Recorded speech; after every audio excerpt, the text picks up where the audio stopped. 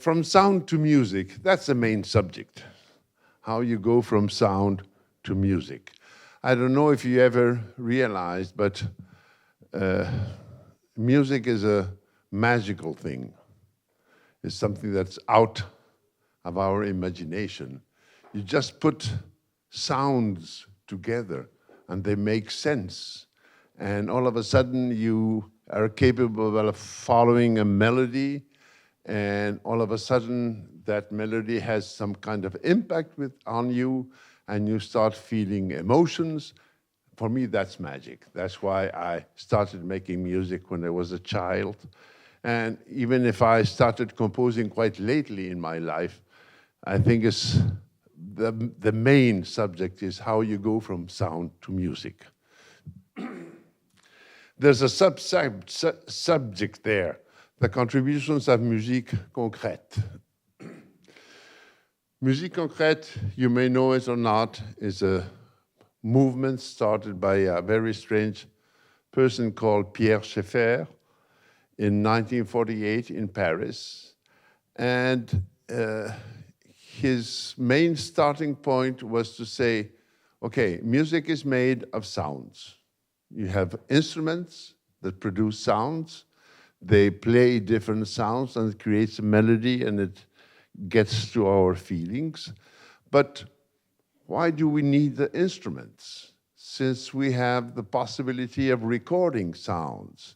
And we have a studio where we can isolate sounds, put them together, put in one after the other, one on top of the other, and thus create a continuous sound message, which is music. So that's the main starting point.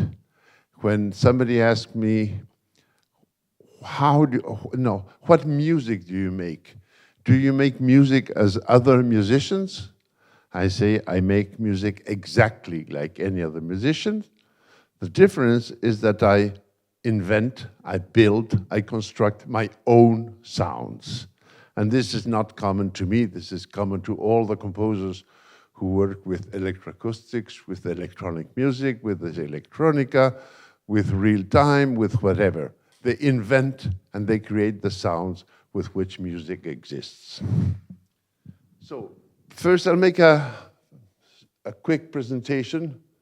I don't know if everybody sees the screen, I hope so. So that's me, composer, acousmatic music, electroacoustic, instrumental. I work with instruments. Don't imagine that I hate instruments. I love instruments, except that I like the sounds they produce and I like other sounds and electronic music. I used to be, I'm a retired person, good evening, and that's the best moment of my life. I recommend to every one of you to retire at some point. And I would add as soon as possible. So I was head of research at the National Audiovisual Institute, Institut National de l'Audiovisuel in France. It's a huge, large 1,000 institution in which is in charge of the preservation of the audiovisual heritage of France. And inside that 1,000 people, there is still today a small group of 13, 14 people called the Groupe de Recherches Musicales, the musical research group, which was created in 1958, which I directed for 20 years.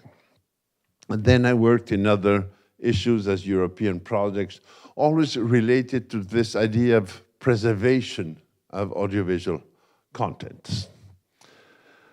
Where do I come from? I was born in Argentina 73 years ago with a typical Argentinian profile, Italian, French, German, England, United States. All those countries are mixed.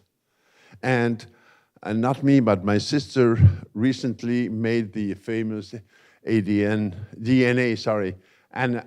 analysis to see where you come from, and it's all this, but nothing, for example, nothing from Spain, nothing from Latin America, nothing from Africa, etc., etc. In 1977, I moved to France, where I made all my professional life. and I have been traveling all over the world. This is how I started. This is 50 years ago, 52 years ago. I was a young boy, a bit looked like Omar Sharif, and with my first tape recorder, coffee. Today I continue coffee. The cigarettes are around, but now I don't smoke anymore. So I was the happiest man on earth to be the owner of this machine. Then I discovered computers. This is one of the first computers I was in contact with, which was a large system.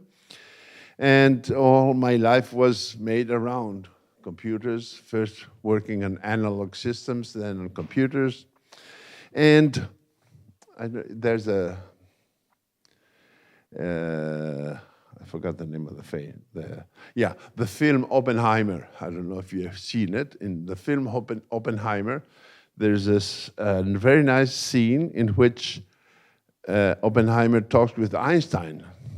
And Einstein tells him, at a certain point of your life, they start giving you awards and prizes. That means, hey, get out of the way. And that is what has been happening over the last years. I got a certain number of awards because I get out of the way, Teruggi. But Teruggi is very happy composing and making music and sometimes having the opportunity to share ideas. Because today we're going to talk about musical and sound ideas, among others. So I worked a lot in research. You can see that completely destroyed record on the right, top right. That's the kind of research we used to do.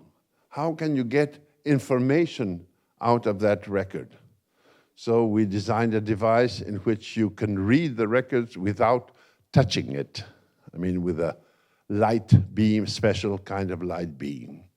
And if you want to see me at work, here is a very nice image of me researching and still active. So let's talk about music. I will start with a very short story of sound, history of sound. We know nothing about the sound of the past. Somebody once said, if you find a Roman pottery, you may see the fingerprint of the guy who made the pottery. It's like a kind of memory that goes through ages. There's nothing that represents the sound. The only testimonies of sound are sometimes writers, poets. Victor Hugo wrote a wonderful poem describing what he hears from his window. And that's a very useful. You know, I hear this sound, this sound, this sound, this sound. But we have no memory, so we don't know what the past was made of. We don't know how Beethoven used to play his sonatas. We imagine, or somebody said it, explained it sometime. In 1877, there's a famous event, the invention of recording, which, said in other words, is a fixation of the sound phenomena. I can fix it. Like he's making a photo, he's fixing the image. That means that the image will stay as it is, even if time continues to flow. One must be conscious that until this moment, if you wanted to listen to Teruggi talk, you would have to be in the right place in the right moment. You could be in the right place but not in the right moment, or the right moment but in the wrong place. And this is because you could only be there. First, there's one phenomenon that arrives, is transmission. You had to be at the good moment, but you necessarily didn't have to be there. And then when you have recording, sound recording, you don't have to be there, and you don't have to be in the good moment. You can access information as many times as you want. I'm talking with contemporary vision of sound. The recordings in 1877 were not the recordings you make on your iPhones today. The quality was very mediocre. And this is an interesting point. The main objective of recording, the invention, was to make dictaphones. For somebody wanted to write a letter, he would dictate it, and somebody would write it down on paper and send it over. And there wasn't even a consciousness of what could be done, what was recording useful for. Oh, maybe we can record the last words of a dying person, like you used to make mortuary masks in the past. You have Chopin, you have Liszt, you have several of them. And the great vector was radio. The fact that transmissions started to exist, to develop, and recording was very useful for radio. Why? Because when you listen to something that is recorded, for your perception, it is happening now, even if it happened yesterday. So it's an immediate present, mainly if you're not seeing anything, but only listening to. So recording introduced the possibility to use any sound in the production domain. So there's a list of dates there, the first radio programs, the first tape recorders, the first recording for everybody. After the 90s, everybody had the possibility of recording. The tape recorder you saw in one of the images used to cost a fortune. It was not a common object, and today everybody records. In parallel to this short history of sound, I will make a short history of music, a very short history of music. Not from the point of view you're thinking of. The history of music is, this very short, is organized this way. You have a line that goes to the from the far past to the far future, which is called oral tradition. Meaning that music has been repeated for centuries, for thousands of years, and whenever somebody repeats, somebody listens to, learns it, and then repeats it in the same way to other person. It's not a perfect system, but it has worked very well. Many anthropologists can study the origin of music in different cultures based on the oral tradition and the small deformation it brings. In around the 13th century, more or less, there was not the first, but the most recent invention of musical writing. That is to represent music, sounds, musical sounds, with symbols, what we call notes and figures, and et cetera, et cetera. It was very approximative in the beginning, and then it developed to become today a very complex system of describing the actions needed to produce a sound. So this was added to the oral tradition. You may think that oral tradition is an ancient thing. Oral tradition is a contemporary thing. If I want to learn how to play piano, Chopin, I need a teacher. What is the teacher giving me? He's giving me an oral tradition. He tells me how I should play Chopin. And this oral tradition changes with time, but you need some kind of external input which comes from tradition, which is not really written. Now, the point for my short history of music is the second revolution that starts in a way with the invention of sound recording, and in 1948 with the arrival, I put here electroacoustic composition, but let's call it musique concrète. This idea developed by Schaeffer that in order to make music, you don't need the instruments. You can just work with recorded sounds.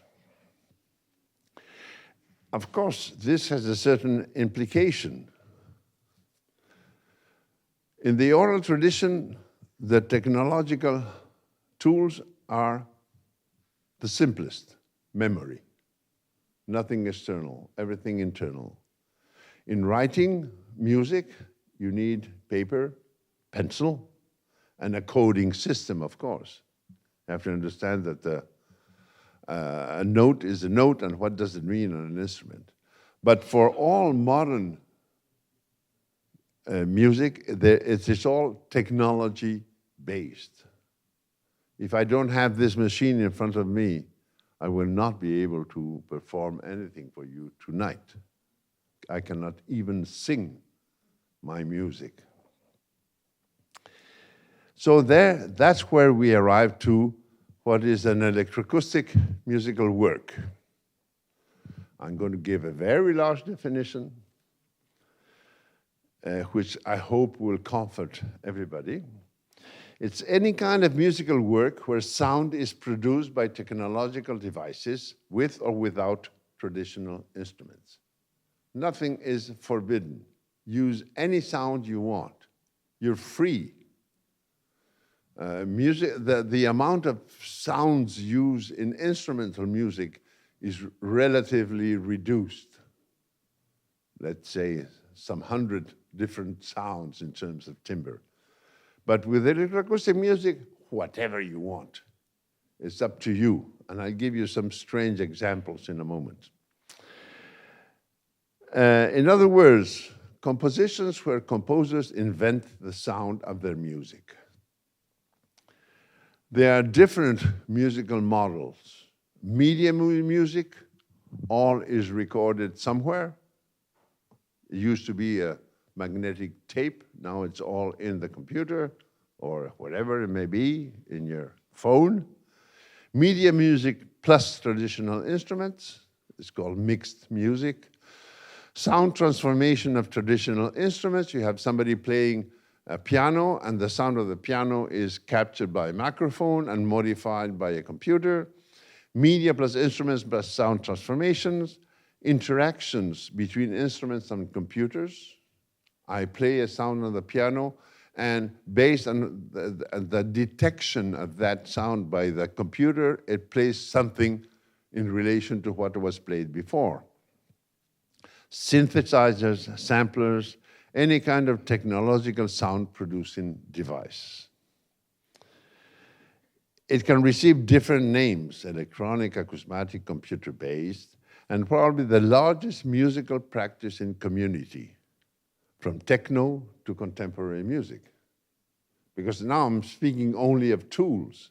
I'm not speaking about aesthetics. I'm not speaking of the different movements that exist. Musical information, what we call music, is merged with sound.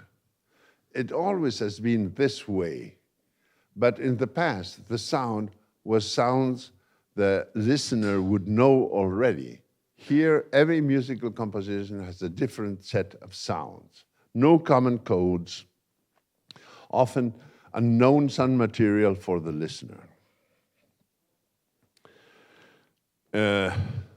This is interesting. In an electronic art festival, the following categories of sound work can be identified: sound installation, virtual reality, video mapping, performance, video games, visual music, live cinema, bio art, electronic clothing. These are all different tendencies that go a little bit apart of traditional concert music, but are practices that exist. Now, music is mainly listening. And when you listen, you judge. You judge not as a professional, but you judge as any listener. I like it, I don't like it.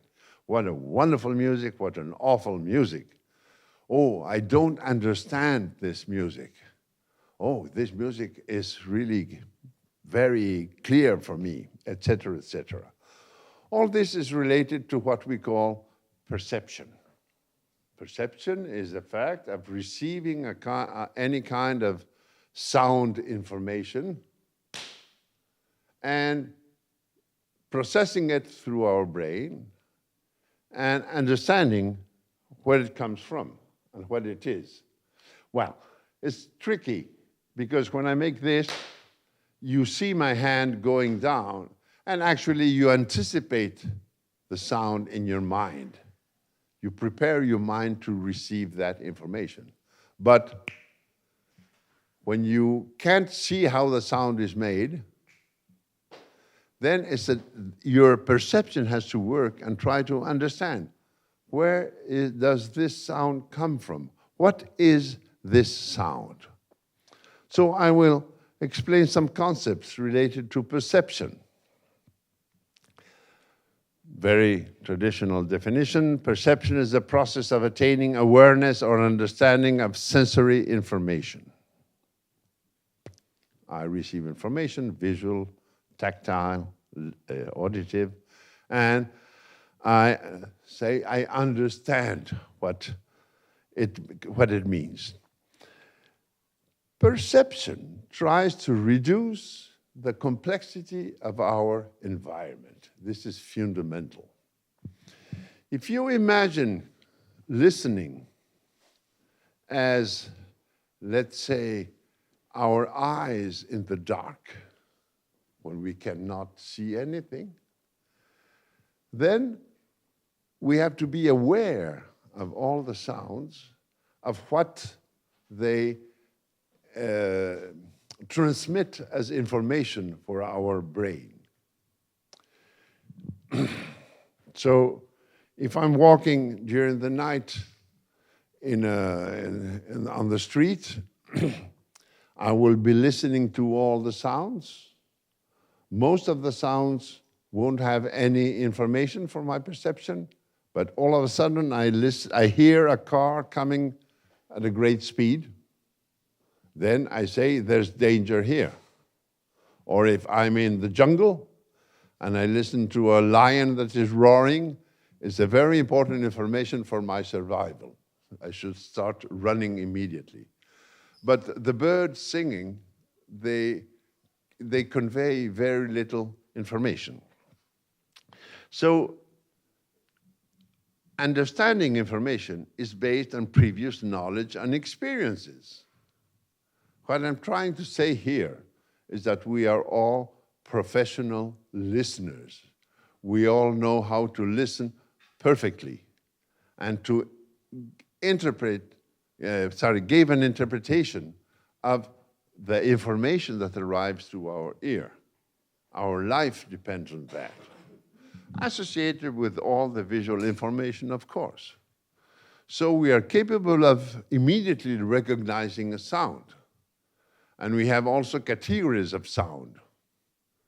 A dog barking is an open category. There are many kinds of dogs who bark. There are many kinds of barking that the dog can do. The same thing with everything. There are common words that englobe a large variety of sounds. So perception is based on recalling previous scenes that bear some resemblance to the actual situation. This seems complex, but it's not complex.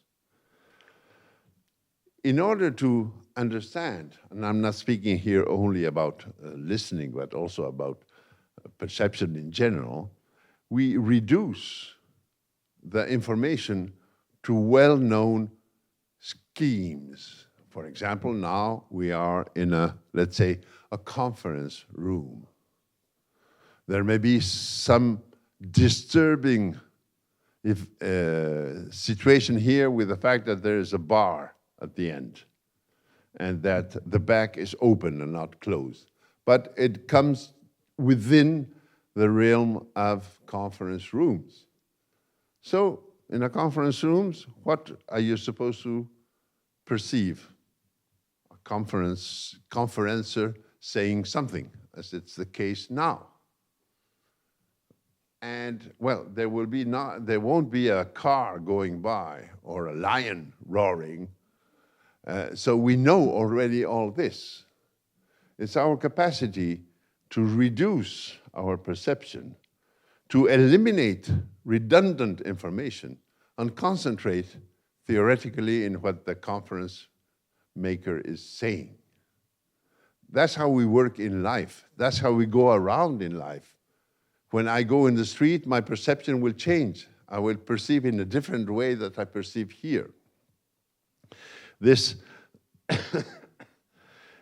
interesting researcher called Martin Minsky, who, by the way, was the inventor in 1960 of the concept of artificial intelligence, which had nothing to do with what we call today artificial intelligence, but he coined the word. He worked a lot in this idea of reducing the complexity to get to the main information, the information that has some value for me. So, dog, conference room, outside, woods, etc., are different frame schemes that I adapt in function of the situation in order to understand where I am and what am I doing. Now, what happens when it comes to listening to music? When we listen to music, we try to give sense to what we are listening to. It's actually a series of sounds. Musical listening concentrates on listening to a sound message within a musical context. Either I know about it or I can identify it. If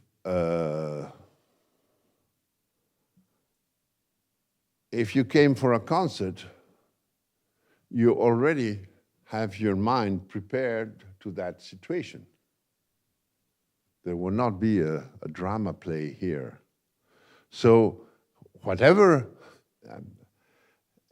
excuse me what I'm going to say, but whatever I make you listen to, you will deduce it's part of the concert, even if you find it nonsense, because the situation is the concert.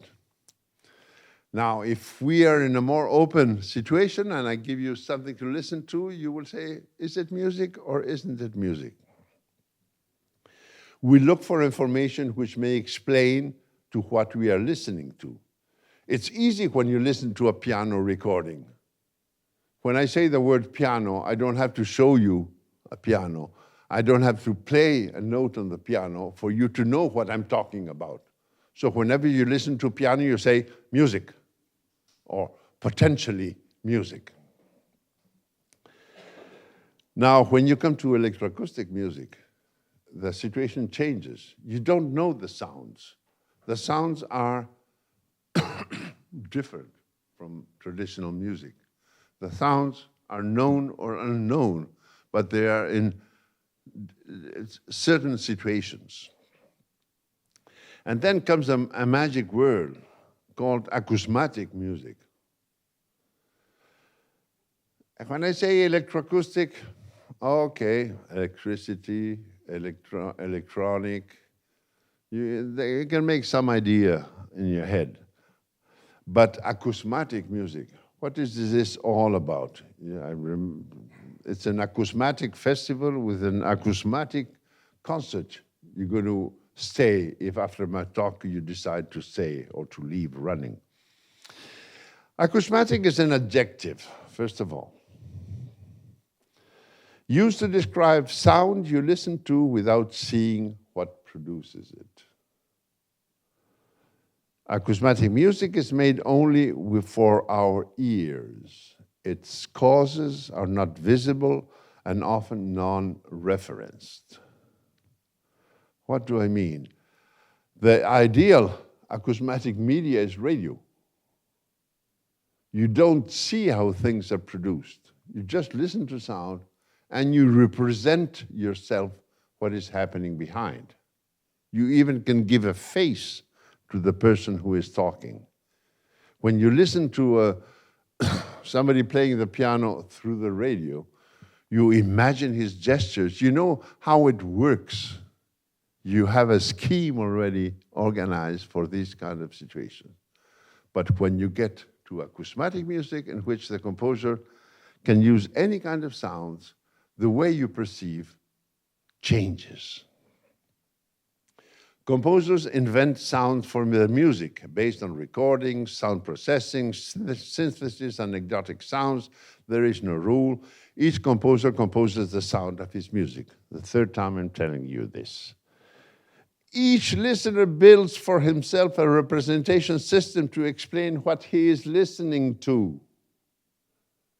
I'm in a concert. This guy is throwing hundreds of sounds on top of us. How do I listen to this? Remember, I told you you were professional listeners. So you try to make sense to what you are listening to. You try to make it musical. And you're good at that because we have a very long experience of listening to a series of sounds and calling that music. But here the perception is more complex because you're trying to imagine how those sounds were made or what do they represent. Sometimes I'm fascinated when people, the photographer, I made a wrong movement with the microphone. You just stick it there?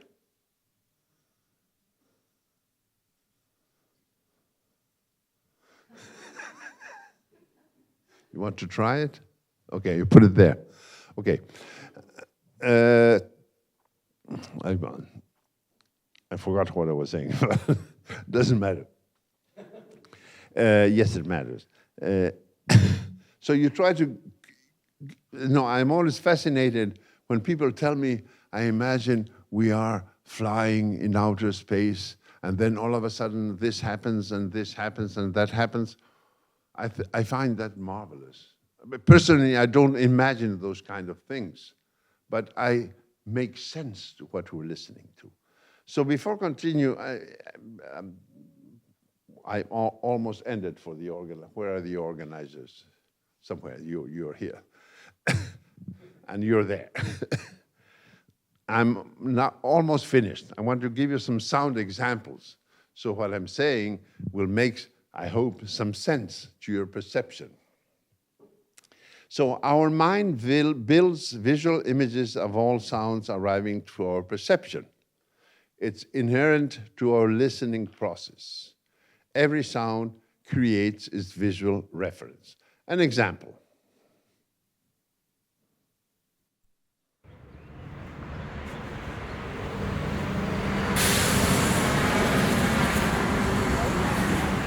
Je ne veux pas discuter, mais l'accident, il a eu lieu.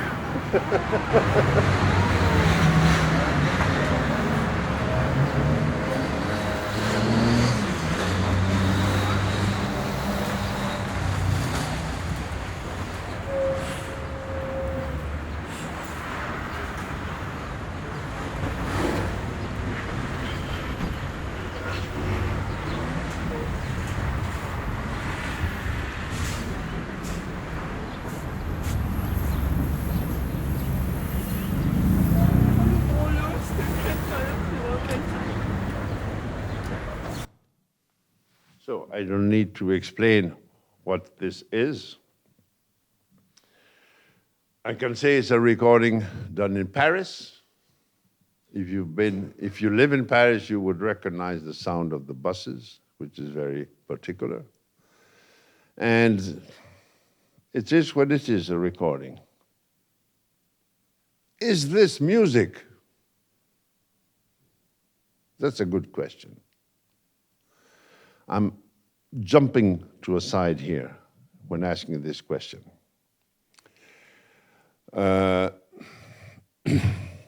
Imagine that tomorrow morning I go to the avenue here, 13th of September, with my tape recorder. I record 20 minutes of the cars going by and the honks, and sometimes there is silence. That's the nice thing about this avenue. And so tomorrow evening, I put a big sign in front of the museum. Tonight, Teruggi is going to make the first performance of his work, Bucharest 1. So you all come to the concert. And during that concert, I make you listen to the 20 minutes of the recording of the 13th of September. Is it music? Some will say yes, some will say no. So there's always this discussion that birds invented music and humans tried to copy what birds were doing, and et cetera, et cetera. The answer is music whatever I decide is music? I is me, the composer. Oh, Teruggi, you're very pretentious. This music is not wonderful. That's your problem. My decision is, I decide this is music. Your reaction is you say your music is bullshit, is worth anything, nothing. And we often have these kind of reactions when we see some paintings. White canvas with a black dot. Oh, I can do that. Yes, you can do it, and you can go out and record 20 minutes. But you have to decide what you do with that. And it's my decision of a composer to present it. Maybe I will have no success with my music, but I have the right. This is a very contemporary concept. I mean, in the 60s or the 70s, you wouldn't come up with this kind of ideas. But then, well, art has had many evolutions, and this kind of attitude is accepted. There is a huge movement of composers that do soundscapes. Soundscapes, if anybody is interested, consist generally, not always, you go to a certain place in the middle of the jungle, you stay there for 5 days, you record 25 hours of sound, you go back to your studio, you listen to the 25 hours, you select 40 minutes, and you make a music out of it. I've been a jury once in a soundscape contest. Works at 40 minutes, 1 hour, and there were 45 of them. And actually nothing happens, but at the same time, something happens. Now I'll give you a different example. No, this wasn't what I was supposed to do.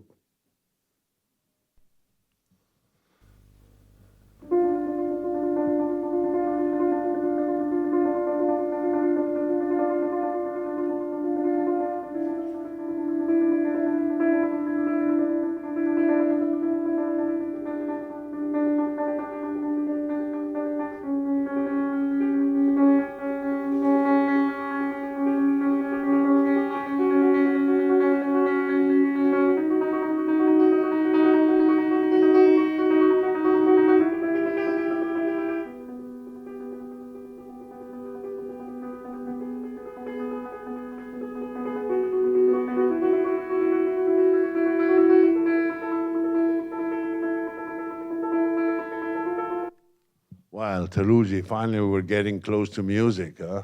Here you're more serious than with your Bucharest 1. Why? Because here you're reacting with your knowledge, with your know-how, with your professionalism as listeners, and you recognize the source, it's a piano, you recognize it's being played, and so you imagine the fingers alternating 2 different notes. And this way you start enjoying, also because it's in a tonal system and we are very accustomed to these kind of situations. But now, the third one, to change everything.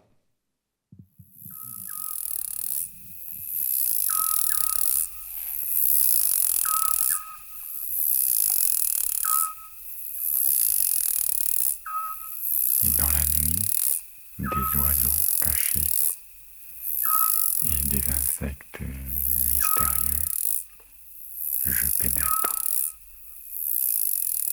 Alors je suis cerné à mon tour et, pourrais-je dire, pénétré en échange.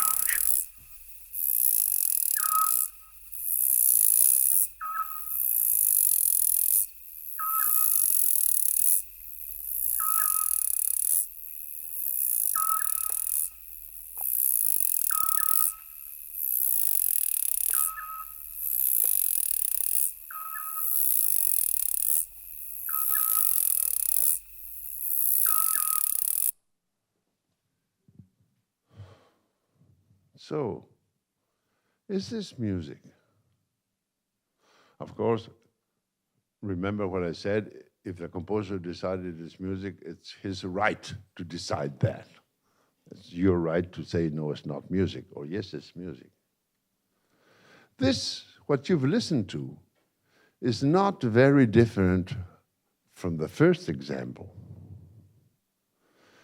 This is a famous work by the French composer Luc Ferrari called Presque Rien numéro 1. Almost Nothing, number 1. He made 4 almost nothings. This is the first, this is number 2. Presque Rien numéro 2.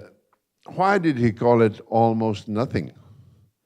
Because he's referring to the work of the composer. The composer did almost nothing here. But when I explain the context, your perception will also change the way it works. Summer, midnight. We're in the middle of southern France, in Provence. I'm walking around the countryside. I listen to these strange little beasts that are making noise, the crickets or something else. I walk around, I make some comments. There's not one person, there are 2 persons, so every now and then they exchange some words. So it becomes much more poetic. And if you listen to all the work is 17 minutes long. You can hear a distant bell. At a certain moment, there's a truck going by. And then little by little, like a kind of storm develops. So it's exactly the same situation, but the purpose is not the same one.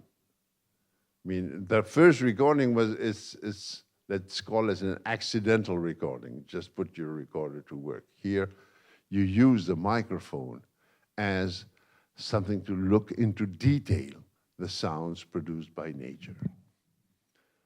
I still have 2 examples, then we will end.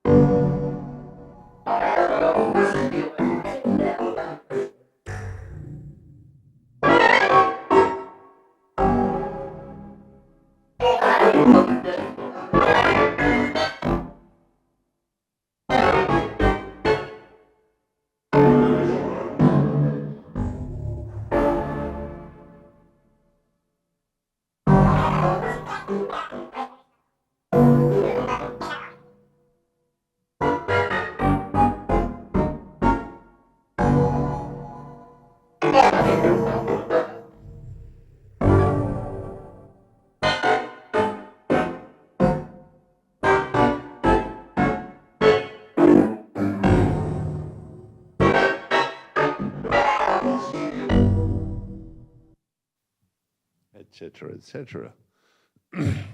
This is acousmatic music. It's not an instrument.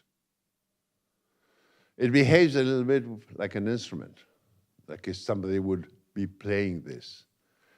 Our professional listening capacities permit us to follow perfectly a line, let's say. There are things happening as it goes up and down. If we analyze it from a more distant point, the sounds keep continuously going lower and lower and lower. But there's something happening in between. There's some kind of accident. of voices or something like that, that all of a sudden changed the perspective of our listening to what is happening. My last example, because up to now, we have been listening to examples in which we listen many sounds of nature, or recorded sound, not even nature, recorded sounds. The last example is not a recorded sound. It's an electronic sound produced by some kind of device. What is an electronic sound? An electronic sound is a kind of sound that I call electronic because I'm not capable of saying where it comes from. So it's a kind of adjective we use very often to describe many sounds we don't know and that seem to have been produced by some kind of machine. So that's what we tend to call electronic sounds. For musicians, electronic has a specific meaning regarding the tools used to make the sounds, but well, this is what it is.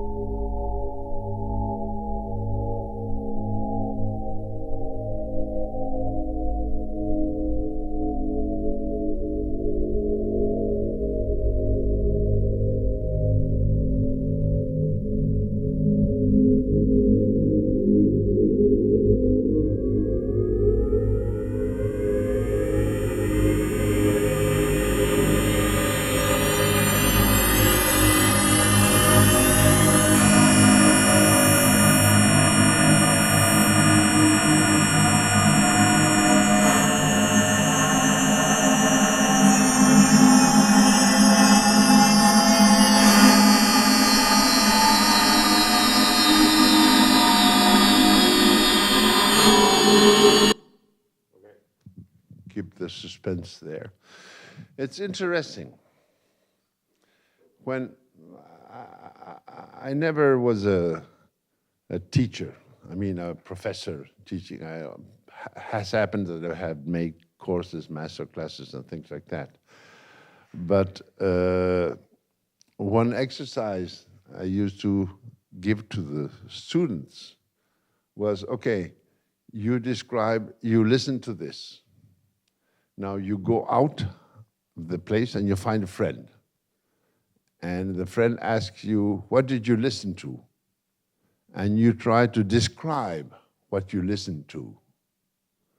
And it's not an easy exercise. So what did you listen to here? There was a very strong initial sound that make you startle. Then there was a sound that was going down and down and down and down. And at a certain moment, another sound emerged and started going up. The professional listeners we are, of course, we should get startled with the first sound. Oh, we jump. Yesterday, we were working here and there were 3 persons here doing something else, nothing to do with us. And I made a mistake and all of a sudden I sent a puff and they all jumped to the ceiling. It's a defense. There's some information coming that tells me that maybe there may be a strong danger. Now, when we listen to a sound that goes down, we don't listen to it. Because we know that things that go down, go down. We're not interested in it anymore. We wait for something else to happen. And we find the time quite long. Actually, the second part is much longer than the first one, but it seems longer because we're accustomed to gravity, the fact that things that go down, they will eventually get to the floor, so we don't need to take care of them. And then all of a sudden something emerges. When something emerges, it immediately attracts our attention. What is going to happen now? What is this sound? What is it leading us to? Well, you didn't listen to the end, but let's say that you can imagine it. Well, I've been quite long up to now. Thank you for your attention. I could keep talking a lot, but I think it's enough before we go to listen to music. Thank you very much.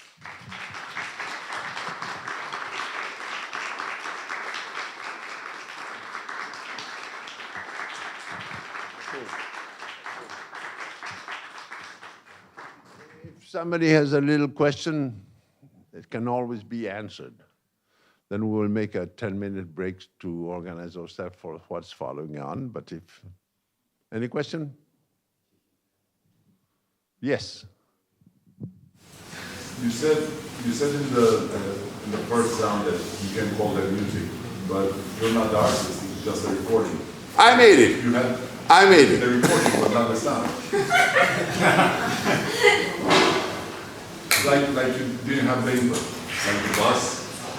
It's my choice. I choose the sounds.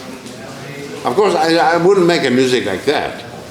But I mean, when I say I make my sounds, I decide that that sound is going to be music.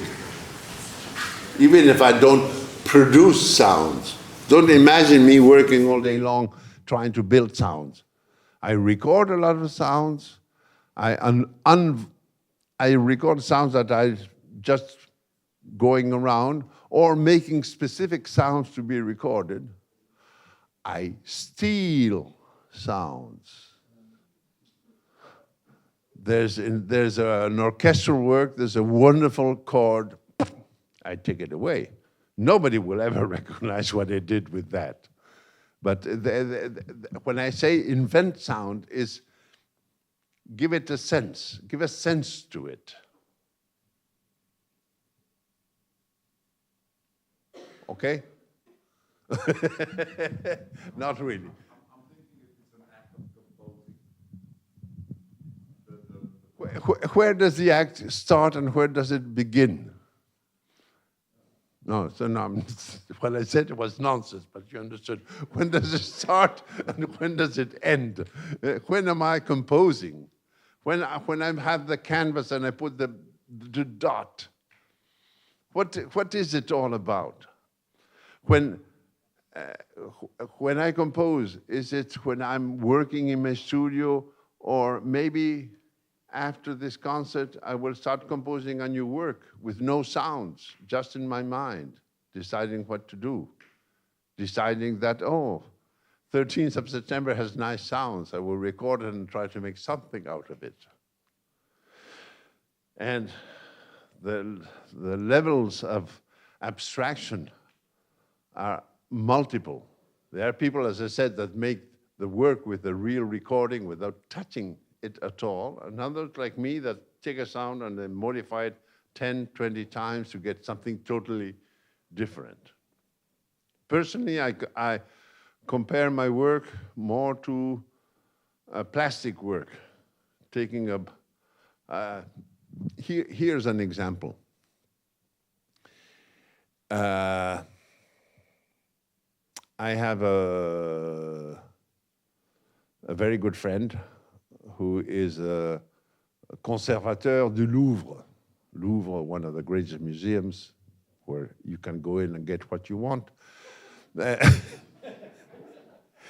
And there's this famous statue, the Venus de Milo, that has no arms. So I talk to my friend and I tell him, listen, I have some students who would like to come and have a close look at the Venus de Milo, but nobody has to be around. And so we go there, he accepts, and when we're looking at the Venus de Milo, I take out a hammer and I start banging the Venus de Milo.